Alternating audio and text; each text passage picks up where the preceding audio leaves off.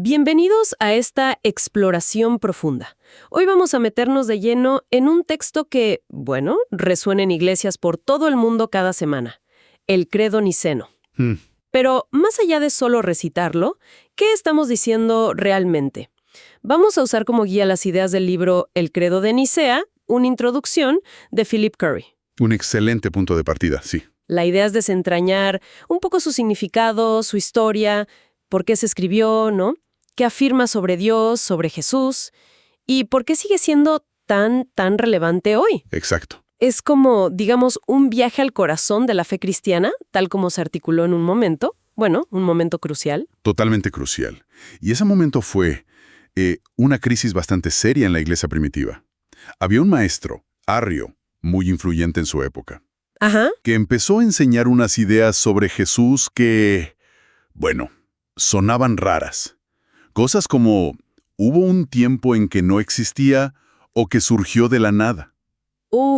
Básicamente, lo que hacía era reducir a Jesús a una criatura. Muy elevada, sí, la más alta quizás, pero una criatura al fin, no Dios eterno. Claro, y eso chocaba de frente con cómo los primeros cristianos veían y adoraban a Jesús, ¿no? Como Señor. Exactamente. Chocaba con la práctica misma de la adoración. Así que el credo nace en parte como una respuesta directa a eso. Una especie de no rotundo a esas ideas. Un no muy firme, pero sobre todo es un gran sí.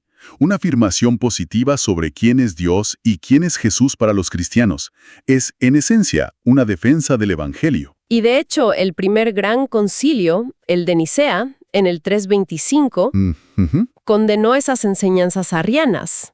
Aunque curiosamente sin nombrar a Arrio directamente en los anapemas, ¿verdad? Correcto. Querían condenar la idea, la herejía, más que personalizar el ataque. Fue un concilio convocado por el emperador Constantino, allá en Nicea, que hoy es İznik, en Turquía. El primer concilio ecuménico, se dice. Sí, el primero considerado mundial, de toda la iglesia conocida en ese entonces. La preocupación de los obispos era preservar la traditio, la fe recibida de los apóstoles, frente a esta novedad que introducía Arrio. Y tomaron algo que ya existía, ¿no? Sí, adaptaron una confesión bautismal que ya se usaba localmente. La ajustaron, le añadieron precisión, para que sirviera como estándar para toda la iglesia. Ok, pero una aclaración importante. El texto que usamos hoy mayormente, el que llamamos Credo Niceno, no es exactamente el del 325. Es una versión posterior, ¿verdad? Exacto. Es una versión ampliada, pulida, que viene del Concilio de Constantinopla, en el 381, y que se aceptó formalmente más tarde en Calcedonia, en el 451. O sea, casi 130 años después de Nicea. Sí, es más completa, sobre todo en la parte del Espíritu Santo. Pero, y esto es clave, la fe que confiesa es la misma fe de Nicea, es el mismo núcleo doctrinal. Y por eso se le sigue llamando niceno, aunque técnicamente sea niceno-constantinopolitano. Justo. Y es un credo ecuménico en el sentido amplio. Lo comparten católicos, ortodoxos, protestantes. Es ortodoxo con O minúscula, de fe correcta, católico con C minúscula, universal, y evangélico con E minúscula, basado en el Evangelio. Entendido. Y solo una nota rápida sobre las versiones. Tenemos textos antiguos en griego y latín. A veces hay pequeñas diferencias en las traducciones, algunas triviales, otras interesantes. Y hay una diferencia, la del filioque, que fue bastante trágica y la veremos luego. Perfecto. Pues entremos en materia. El credo se suele dividir en 3 grandes artículos: Padre, Hijo y Espíritu Santo. El primero arranca diciendo, creemos, o a veces, creo, en un solo Dios. ¿Por qué esa variación inicial? ¿Creemos o creo? Tiene que ver con sus usos históricos. Creemos, en plural, viene del griego y refleja su origen en los concilios, como una declaración conjunta de los obispos. Creo, en singular, viene más del latín, credo, de ahí la palabra credo, y se asocia al uso bautismal, a la confesión personal de fe. Ah, claro. Antiguamente se le llamaba symbolum, que tenía la idea de ser como una señal, una contraseña, incluso un juramento de lealtad al unirse a la comunidad cristiana en el bautismo. O sea que decir el credo es un compromiso. Es un compromiso personal, sí, pero dentro de una fe compartida, comunitaria. Luego se le llama Padre Todopoderoso. El título Padre para la divinidad no era extraño en el mundo antiguo, pero Todopoderoso, ¿qué añade? El término griego es pantocrátor, y enfatiza no solo un poder potencial, sino un gobierno activo y soberano sobre todo. No es un Dios distante, sino uno que reina y sostiene el universo. Esto ya lo diferencia de algunas ideas filosóficas de la época, como el primer motor inmóvil de Aristóteles, que era más bien impersonal. El Dios bíblico es personal y actúa, y se conecta directamente con un solo Dios, afirmando su unicidad. Y su acción primordial es ser creador del cielo y la tierra. Una clara alusión al Génesis, supongo. Directa. Génesis 1:1. Cielo y tierra es la forma hebrea de decir el universo entero. Todo lo que existe. Y por si quedara alguna duda, añade, de todas las cosas visibles e invisibles. Exacto. Amplía la creación para incluir no solo lo que vemos el cosmos físico, sino también el reino invisible. Ángeles, demonios, realidades espirituales. Hay un eco claro de Colosenses 1:16, que dice que todo fue creado por medio de Cristo. Interesante conexión ya con el Hijo. Fundamental. Establece la gran división. Creador por un lado y todo lo demás, la creación, por el otro. Y aquí viene el punto polémico con Arrio. ¿Dónde está Jesús? El credo lo sitúa firmemente del lado del Creador. ¿Y qué implica esta idea de creación ex nihilo, desde la nada? Implica varias cosas muy importantes. Primero, que Dios no usó materia preexistente. Todo surge de su voluntad libre. No hay un dualismo materia-espíritu en el origen. Vale. Segundo, que Dios mismo es radicalmente distinto a su creación. Él es increado. No es parte del universo. No está hecho de nada. No tiene principio. Responde a esa pregunta capciosa de ¿quién creó a Dios?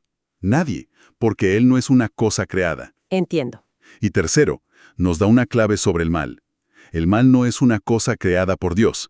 Es una ausencia, una corrupción, una perversión de lo bueno que Dios sí creó. El mal es parasitario. Necesita del bien para existir y torcerlo. Piensa en Satanás, una criatura originariamente buena, un ángel poderoso, corrompida por su propia elección. Queda muy claro. Pasemos entonces al segundo artículo, el dedicado al Hijo. Es la parte más larga, ¿verdad? ¿La dividimos? Sí, es el corazón del credo, especialmente en respuesta a Arrio. Lo podemos ver en dos partes. Primero, ¿quién es el Hijo en su ser eterno? Y luego, ¿qué hizo al encarnarse? Vale. La primera parte arranca, y en un solo Señor. Esta palabra Señor parece clave. Es absolutamente clave. Aquí está el núcleo de la confesión cristiana más antigua. Señor, en griego Kyrios, era la palabra que usaban los judíos de habla griega para traducir y sobre todo para pronunciar respetuosamente el nombre sagrado de Dios, YHWH, revelado a Moisés. El tetragramatón que no se pronunciaba. Exacto. Decían Adonai, que significa mi Señor. Entonces, cuando el Nuevo Testamento y el Credo llaman a Jesús Kyrios, Señor, de forma tan enfática, están haciendo algo radical. Le están aplicando el nombre de Dios. Le están aplicando el nombre y la identidad del único Dios de Israel. La confesión mínima y central era Jesús es el Señor. Y eso significaba, ni más ni menos, que Jesús es Yahweh. Invocar el nombre de Jesús era invocar el nombre divino para salvación, como cita Pablo de Joel. ¡Wow! Entonces se establece un patrón. Dios es el Padre, Jesús es el Señor. Exacto. Lo ves constantemente en el Nuevo Testamento. En los saludos de Pablo, gracia y paz de Dios nuestro Padre y del Señor Jesucristo. O en esa confesión tan potente de 1 Corintios 8:6. Para los otros, sin embargo, solo hay un solo Dios, el Padre, de quien proceden todas las cosas, y un solo Señor, Jesucristo, por medio de quien son todas las cosas. Es la fe judía en el Dios único, pero revelando la identidad de ese Dios. Precisamente. Se parte del Shema Israel, escucha Israel, el Señor nuestro Dios es un solo Señor, Deuteronomio 6:4. Pero se revela que este único Señor es Jesús, junto con el Padre. Y luego, y no en los nombres propios, Jesucristo. Sí. Jesús, Yeshua, en hebreo, significa Yahweh salva o el Señor salva. Es el mismo nombre que Josué, el que introdujo a Israel en la tierra prometida.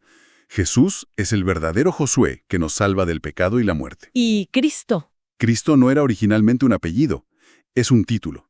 Christos en griego que traduce el hebreo Mashiach, Mesías.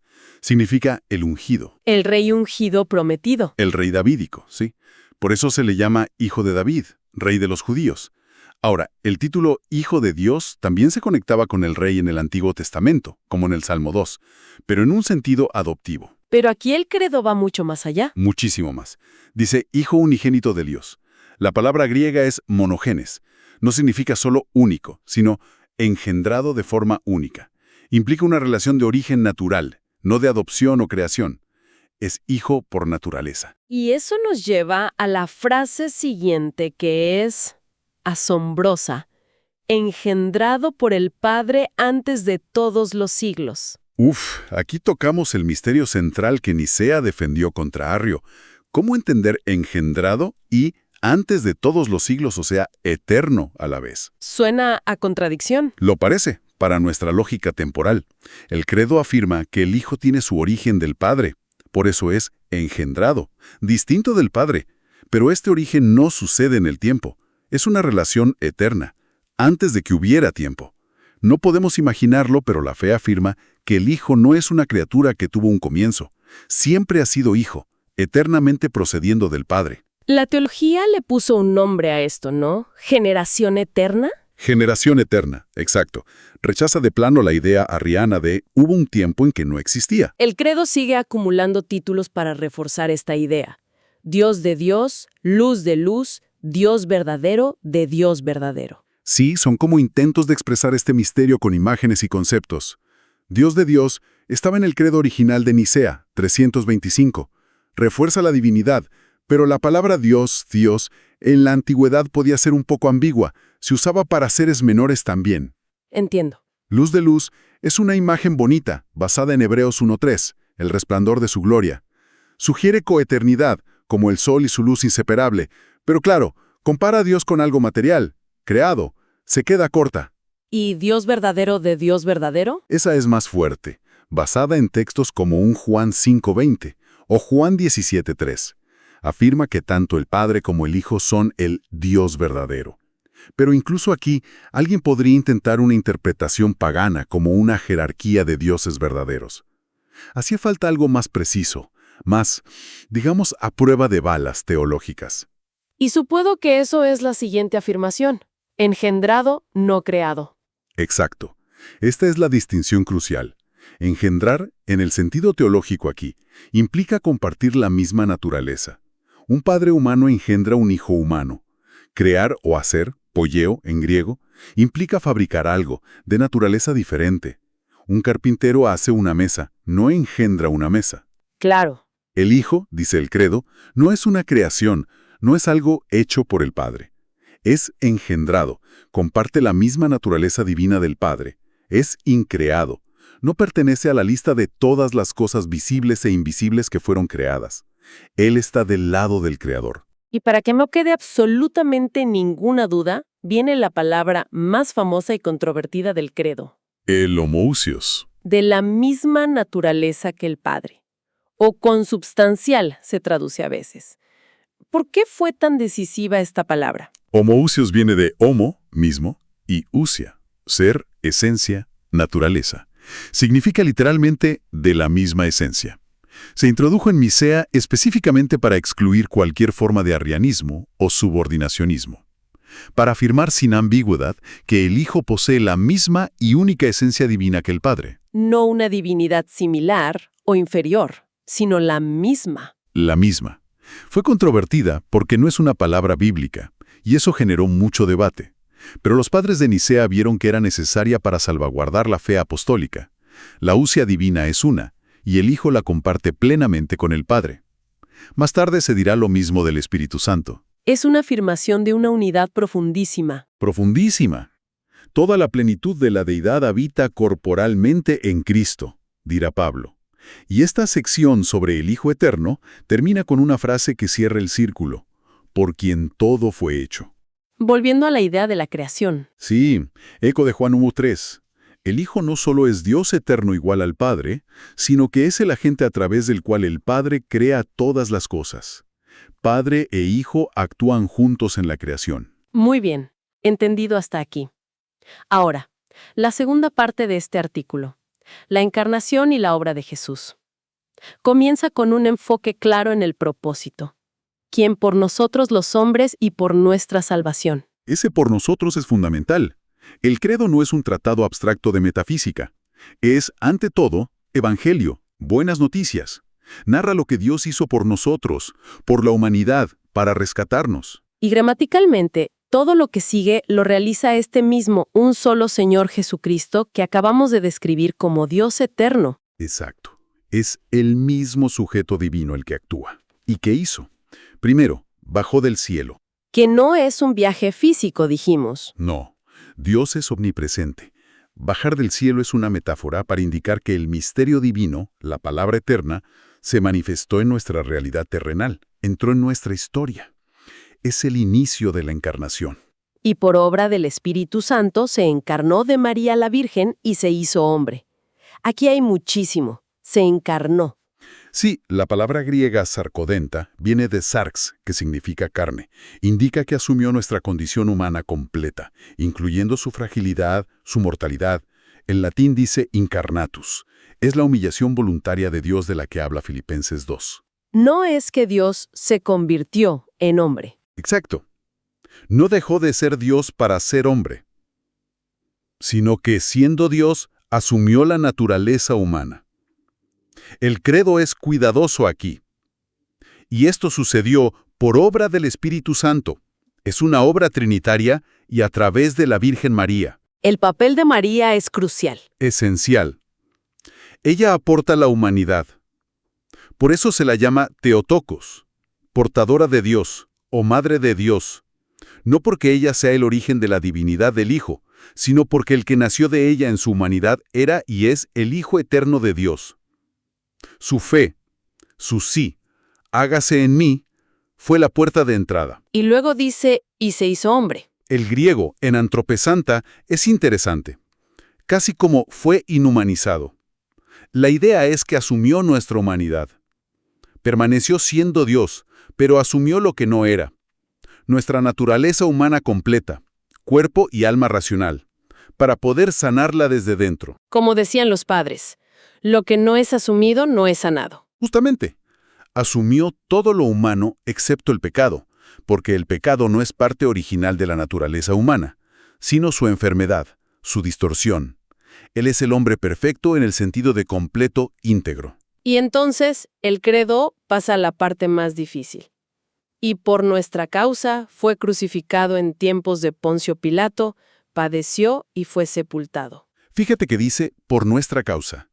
La crucifixión, aunque ejecutada por hombres, Pilato es el marcador histórico, forma parte del plan divino de salvación. Y aquí la paradoja es máxima. Dios padeció. Exacto.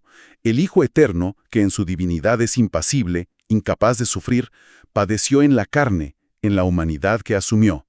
Como dijo Cirilo de Alejandría, sufrió impasiblemente. Un misterio profundo. Padeció, patonta, no solo la muerte, sino toda una vida de sufrimientos humanos. Y fue sepultado, compartiendo hasta el final la condición de los muertos. Pero la historia no acaba ahí. Y resucitó al tercer día según las Escrituras. Este es el corazón del anuncio cristiano. No, si confiesas que Jesús es el Señor y crees en tu corazón que Dios lo levantó de entre los muertos, serás salvo. Una resurrección corporal, la tumba vacía es señal de ello, no solo la inmortalidad del alma. ¿Y según las Escrituras? Cumpliendo lo anunciado en el Antiguo Testamento. La señal de Jonás, el Salmo 16, que dice que su santo no vería corrupción, Pedro lo cita en Pentecostés. Después de la resurrección. Y subió al cielo, y está sentado a la derecha del Padre. ¿Qué significa esto? La ascensión no es tanto un viaje espacial como la entronización de Jesús. Sube al cielo más alto, al trono de Dios, como el Hijo del Hombre de Daniel 7. Estar sentado a la derecha es la posición de máximo honor, poder y autoridad. Como dice el Salmo 110, dijo el Señor a mi Señor, siéntate a mi diestra. Exactamente ese. Significa que Jesús resucitado comparte el trono y la soberanía de Dios Padre. Recibe la misma adoración. Desde allí actúa como Rey y Sumo Sacerdote Celestial, intercediendo por nosotros y guiando a su iglesia por el Espíritu. Y desde esa posición de gloria, De nuevo vendrá con gloria para juzgar a vivos y muertos. Su segunda venida será diferente a la primera, que fue en humildad. Vendrá en la manifestación plena de su gloria divina como el juez designado por el Padre. Un juicio universal. Lo impactante es que el juez es el mismo que fue crucificado por nosotros. Esa es la perspectiva cristiana del juicio. El juez es nuestro Salvador, y su venida establecerá su reino definitivamente. Por eso la frase final de este artículo. Y su reino no habrá fin. La promesa de un reino eterno que cumple la profecía a David, un trono eterno, y a Daniel, un reino que jamás será destruido. Un reino de justicia, paz y vida plena con Dios. Es la esperanza final. Fascinante recorrida por el segundo artículo. Llegamos al tercero, dedicado al Espíritu Santo. Comienza. Y en el Espíritu Santo. Sí, la tercera persona de la Trinidad. El credo de Nicea original era muy breve aquí, apenas lo mencionaba. Fue Constantinopla en 381 la que amplió esta sección para afirmar claramente la divinidad del Espíritu, contra algunas herejías que lo negaban o lo reducían. ¿Y cómo lo afirma? Primero, llamándolo Señor. Igual que a Jesús, basándose en textos como 2 Corintios 3:17. El Señor es el Espíritu. Esto lo sitúa al mismo nivel divino que el Padre y el Hijo. No es una fuerza, ni una energía, ni un ángel supremo. Es Dios. Una hipóstasis, una persona divina distinta, pero que comparte la única esencia divina. También se le llama dador de vida. Sozopoion, en griego, hacedor de vida. Solo Dios es fuente de vida. El Espíritu es quien obró en la concepción virginal de Jesús, quien lo resucitó de entre los muertos, según Romanos 8, y es quien nos da la vida nueva en el bautismo, uniéndonos a Cristo. Es el aliento de vida de Dios, ruaj, pneuma. Describe también su origen eterno, que procede del Padre. Aquí se usa un verbo distinto al del Hijo, engendrado. El Espíritu procede, ekporeumemejon, del Padre, según Juan 15:26. La teología usa el término espilación para distinguirlo de la generación del Hijo. Son relaciones eternas y únicas dentro de la Trinidad, que establecen el orden. El Padre como fuente sin origen, el Hijo eternamente engendrado del Padre y el Espíritu eternamente procedente del Padre. Y aquí es donde aparece esa diferencia entre Oriente y Occidente que mencionaste antes, la cláusula filioque. Exactamente. La versión latina occidental añadió aquí y del Hijo, filioque. Originalmente no estaba en el credo de Constantinopla. Se añadió siglos después en España y se extendió por Occidente. ¿Y la Iglesia Ortodoxa Oriental nunca la aceptó? No. La rechazan tanto por la forma, se añadió sin un concilio ecuménico que representara a toda la Iglesia, como por el fondo teológico. Argumentan que el Padre es la única fuente de la divinidad. Es una de las causas históricas y teológicas del cisma de 1054. ¿Y qué dice Carey al respecto? Carey, desde una perspectiva occidental, reconoce que la doctrina teológica que el filioque intenta expresar, la relación del Espíritu también con el Hijo, puede tener base bíblica y patrística, Agustín, por ejemplo, pero argumenta que no pertenece al credo ecuménico original y no debería ser causa de división entre iglesias que comparten la misma fe nicena fundamental. Es un theologumenon, una opinión teológica respetable, pero no un dogma esencial del credo mismo. Entiendo, una postura conciliadora. Pero más allá de esa disputa, el credo afirma la igualdad del Espíritu de otra forma muy potente. Sí, diciendo que con el Padre y el Hijo reciben una misma adoración y gloria. El griego enfatiza ese juntos, esa igualdad en la adoración sin proskunumenon kai sindoxasomenon. La práctica de la adoración como base de la doctrina. Exacto. Este es un punto central en la teología trinitaria. ¿A quién adoramos los cristianos? Adoramos al Padre, al Hijo y al Espíritu Santo como un solo Dios. La liturgia, la oración, el bautismo en el nombre de los tres, todo refleja esta fe trinitaria. La lógica de la adoración es la lógica nicena. Luego se dice que el Espíritu habló por los profetas. Afirma que el Espíritu Santo es el inspirador de las Sagradas Escrituras, tanto del Antiguo como del Nuevo Testamento. Él es la voz de Dios que habló a través de David, Isaías y los demás profetas. Y sigue hablando hoy a través de esas escrituras. Claro, y también se refiere a la profecía en la Iglesia del Nuevo Testamento. Hay una conexión muy fuerte entre ser lleno del Espíritu y hablar la palabra de Dios, sea citando la Escritura o aplicándola proféticamente. Pablo conecta ser lleno del Espíritu con que la palabra de Cristo mora en abundancia en nosotros. El credo entonces pasa de la Trinidad a la obra del Espíritu en la comunidad de fe, y en una sola iglesia santa, católica y apostólica. Sí, la iglesia es el fruto de la obra de Cristo y el Espíritu. Es el cuerpo de Cristo vivificado por el Espíritu Santo. Y el credo le atribuye 4 marcas esenciales. 1. Santa, católica y apostólica. ¿Qué significan? 1. Porque hay un solo Señor, una fe, un bautismo, un solo Espíritu que une a todos los creyentes en un solo cuerpo cuya cabeza es Cristo. A pesar de nuestras divisiones visibles, la iglesia es fundamentalmente una. Santa. No porque sus miembros seamos perfectos, sino porque está apartada para Dios, consagrada por Él, y el Espíritu obra en ella para santificarla, para hacerla más como Cristo. Católica. Significa universal. La iglesia no está limitada a un pueblo o lugar, es para todas las naciones, para todo el mundo. También adquirió el sentido secundario de ortodoxa, la que mantiene la fe completa. Y apostólica. Porque está fundada sobre la enseñanza de los apóstoles, el testimonio original sobre Jesús que encontramos en las Escrituras. La fe de la Iglesia es la fe apostólica, bíblica. A continuación se menciona específicamente un sacramento. Confesamos un solo bautismo para el perdón de los pecados. Se conecta el confesar la fe con el bautismo. Hay un solo bautismo porque nos une al único Señor y nos introduce en la única Iglesia. Es el rito de iniciación donde, por la fe, nos unimos a la muerte y resurrección de Cristo, recibimos el perdón de los pecados, la nueva vida del Espíritu y somos incorporados a su cuerpo. No es magia, pero es el signo visible ordenado por Cristo para entrar en la comunidad de fe. Exacto.